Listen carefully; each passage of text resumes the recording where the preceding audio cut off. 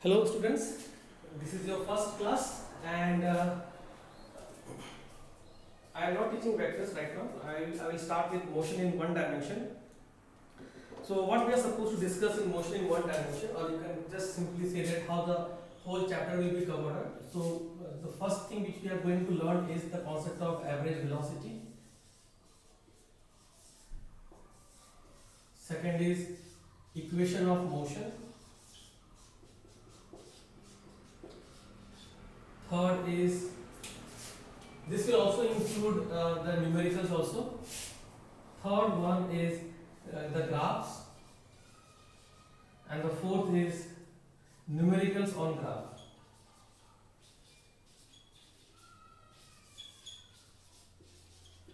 And it has one more and very important area also, that is called the calculus approach of motion in one dimension, where we do integration and differentiation of motions to get relevant answers. So that I am giving for my physical classroom, not for my online classroom. So moving ahead, average velocity will be discussed in two classes. So today is the first lesson of average velocity. So what exactly is average velocity? Now just imagine you are traveling in your car and your driver is on the steering wheel, and let us assume that you are sleeping. Okay, and you are traveling from Tezpur to, let us say, Guwahati. Okay. Now suddenly you woke up in between. You just saw the speedometer and you saw that it's 60 km/h. Then you again slept, and then you again woke up after some more time, and then you saw, okay, it is now at 40 km/h. So that 60 km/h and the 40 km/h which you saw was the velocity of the car at that instant of time. But now let's figure it out in this way. Now let us say you started from Tezpur and then you finally reached to Guwahati. Somebody told you that, okay, this is the total distance of the journey. Let's say that's 200 km. And you covered the entire journey in 4 hours. So if I go by the usual formula of distance by time, so this will give me how much? This will give me 550. So that is your 50 kmph. So what exactly is 50 kmph? 50 kmph is your average velocity. That means the total distance or the displacement which you have traveled divided by total time, that gives you an idea of 50 km/h. Now average velocity is a theoretical approach. Okay, it's just a theoretical approach. It means that instead the driver could have reached to Guwahati from Tezpur if he would have maintained a uniform speed or velocity of 50 km/h. Correct? But we know that in real case it is not possible for a driver to always maintain a uniform speed. Depending upon the traffic condition, he may need to accelerate, he may need to apply the brake. So the entire journey for the driver, he has travelled in with different velocities. But average velocity is a theoretical approach, that this could have been possible if the driver would have travelled 50 km/h. You could have still reached from Tezpur to Guwahati in the same time of 4 hours. Okay. So that is the whole idea of average velocity. So the whole objective of today's lesson is that you will be able to make distinction between average velocity and instantaneous velocity. And the learning outcome is, I am expecting you that you can someday you can find the average velocity of your journey or your trip. So let's go with the definition of average velocity. Average velocity, by definition, is defined as total displacement by total time.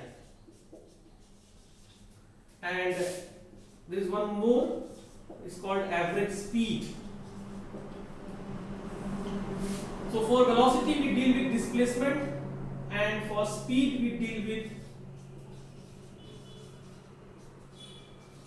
distance by total time. Now you may ask a question, are they same? I will say yes, they are same, but only in one case, and that case is so long the body is traveling in a straight line without changing its direction, without turning back. So long it is moving in a straight line, the average velocity and average speed will remain same, because the distance and displacements are same.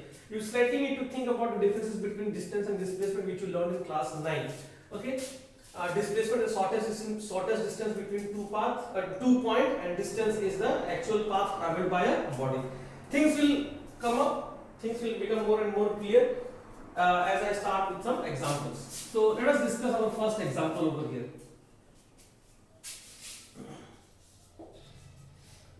Suppose that a body is traveling from A to C and then from C to B. And A to C he is traveling from A to C distance is 3 meter and he is traveling this in a time of 2 seconds, and then from C to B he goes and he travels another 4 meter in a time of, let us say, 3 seconds.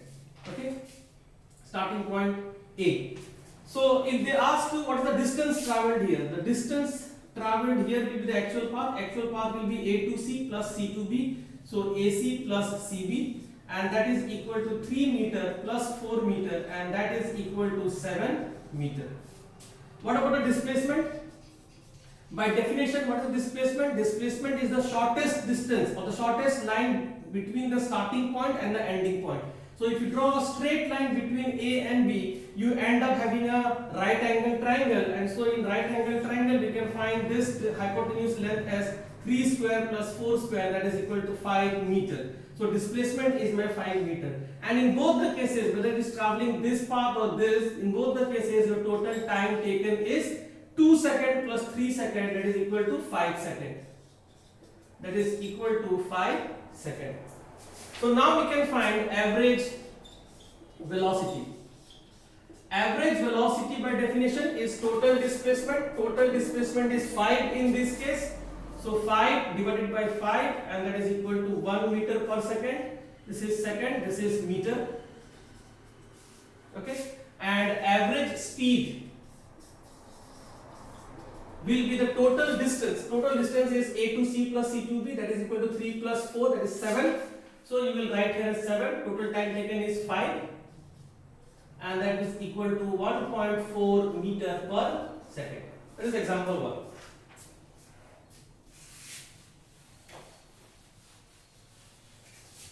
Example 2. Say that the body is now moving in a circular arc. So let us say that this is a radius of 10 meter, and a body moves in a circular arc and starts from A and reaches to point, this is not the starting point, this is the center of the circle. It starts from A, moves in a circular arc and reaches to B.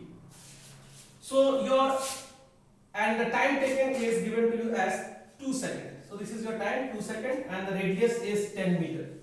So what is distance? In this case, distance is the arc length.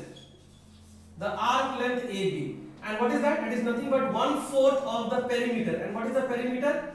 Perimeter is 2 pi r, and it is 1/4 of that. So if I put the data, I will get 1/4 into 2 into pi. Pi is 22/7 into r. R is 10. And let us put here as meter. What about displacement? Displacement, again, shortest distance between point A and B, and again you end up having a hypotenuse. So hypotenuse will be equal to root over of, now this is 10, this is also 10. So this is 10 square plus 10 square. That is equal to root over of 200, and that is equal to 10 root 2 meter. And time is same for either journey, so that is 2 seconds. So what is the average velocity?